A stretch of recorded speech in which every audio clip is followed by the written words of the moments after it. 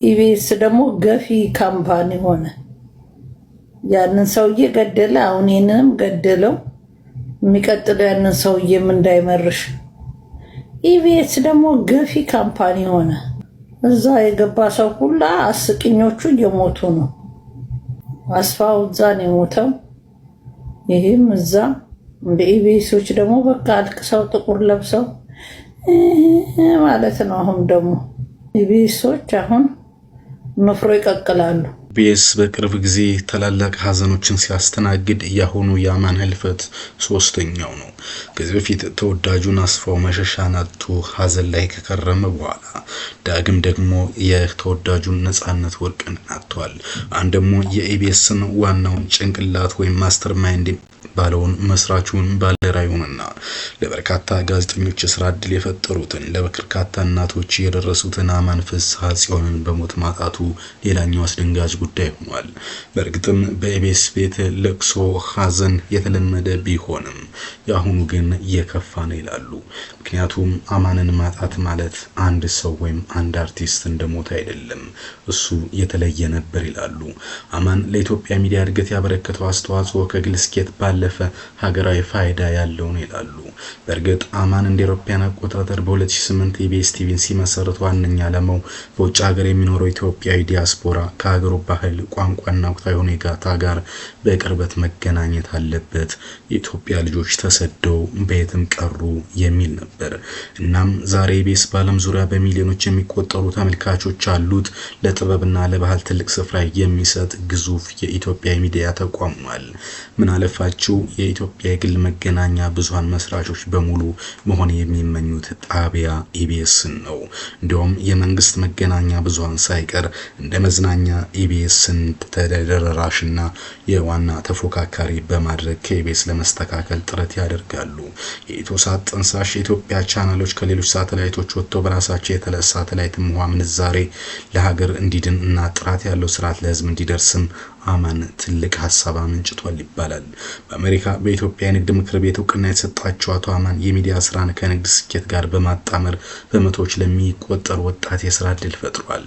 በተለይ ዘመናዊ የቶክ ሾው እና የመዝናኛ ፕሮግራም በኢትዮጵያ ያስለመደ ሰው ነው። ከሚዲያ ስራው ባሻገር አማን ለብዙ አቅመ ደካማ ኢትዮጵያን የደረሰ በችግር ውስጥ ያሉትን የረዳና ለሰው አዛኝ የነበረ ደግም ሰው ነው ይሉታል። በዝግጅቱም ሆነ በግል ህይወቱ የብዙዎች ህይወት በበጎ ተጽዕኖ ቀይረዋል። አማን ህልፈት ለአንድ ተቋም ብቻ ሳይሆን ለሀገርም ትልቅ ኪሳራ ነው። ሆኖም ግን የፈጠረው ተቋም የሰሩት በጎ ስራና ያሳየው ጽናት መንገድ ለብዙዎች አርአያ ይሆናል ተብሎ እየተጠበቀ ነው። በእርግጥ ሁለት የድሃ አባቶች ነፂና አሁን ደግሞ አማን ማለፋቸው አስደንጋጭ ነበር ይላል የነፂ ጓደኛና በነፂ ሞት ወቅት በእንባ ታጅቦ ሐሳቡን የገለጸው አስናቀ።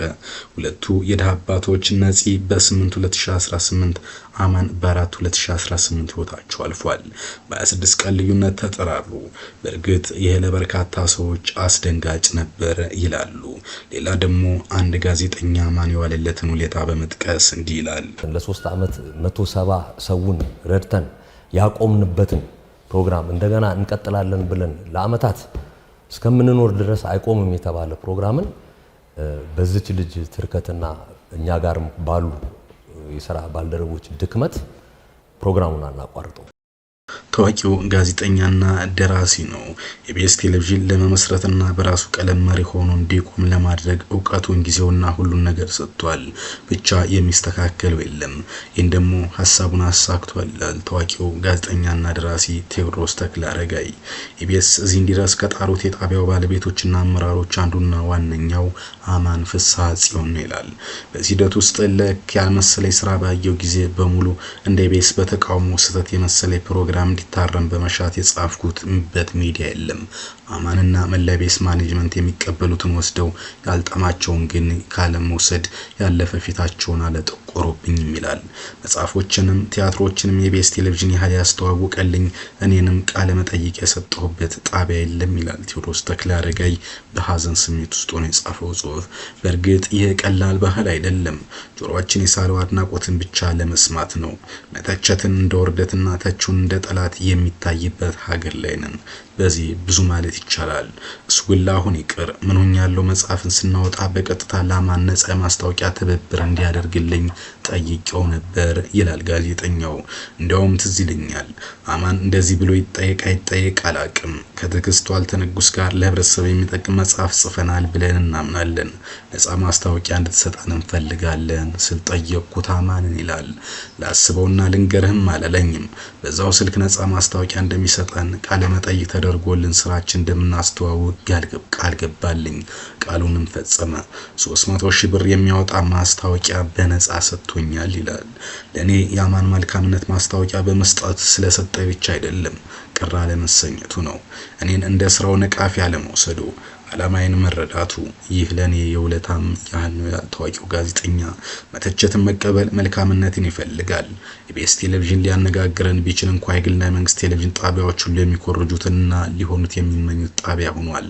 የዚህ ዋና ስራ አስፈጻሚ አንፈሳ ጽዮን ዛሬ ይህ ሰው አርፏል። አማን ነፍስ በሰላም ታርፍ ከማለት ውጪ ምን እላለሁ በማለት ሐሳቡን ያነሳል። በእርግጥ ይህንን ሐሳብ የሚጋሩት ጋዜጠኛውና ደራሲዎች አይደለም። በርካቶች የኢቢኤስ አድናቂ ናቸው። ከተጀመረ ከነበረ ከሚታወቅ ነገር ወይም ባህል አይደለም የተጀመረው።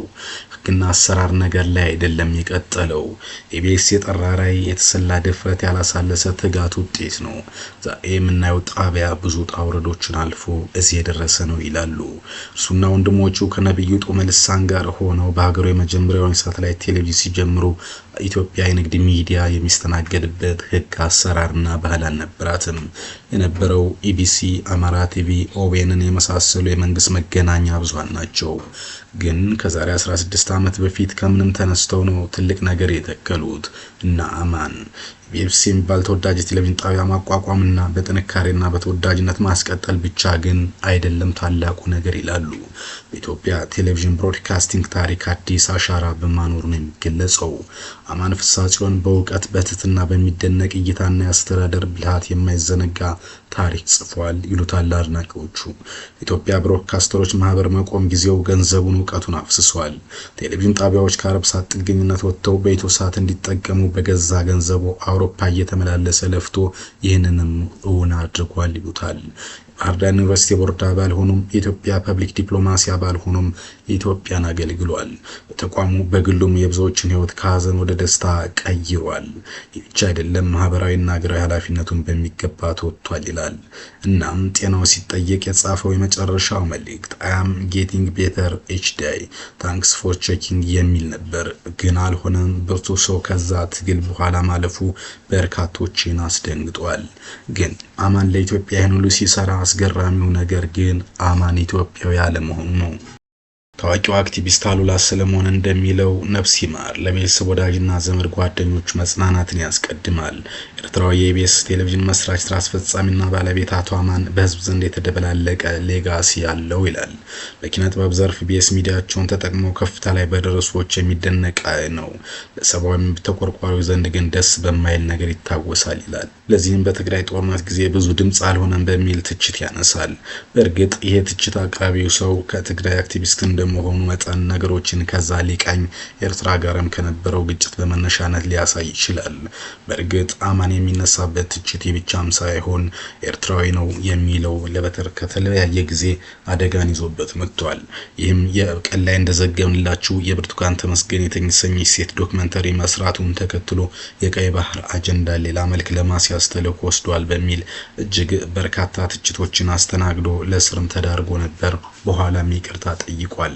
ይህች አይደለም፣ በኢትዮጵያ ኦርቶዶክስ ተዋሕዶ ቤተክርስቲያን አማኞችን መስቀል እንዳያደርጉ ያደርጋል በሚል በርካታ አክቲቪስቶች እንዲሁም ደግሞ በዛ የሚሰሩ አርቲስቶችና ጋዜጠኞች ተቃውሞ አስነስተው ከኢቢኤስ ለቀው ወጥተዋል።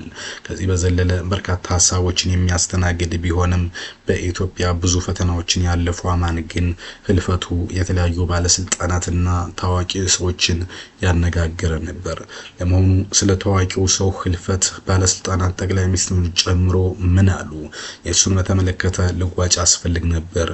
ባለስልጣንስ ማን ነው የሚለው ልንገራችሁ።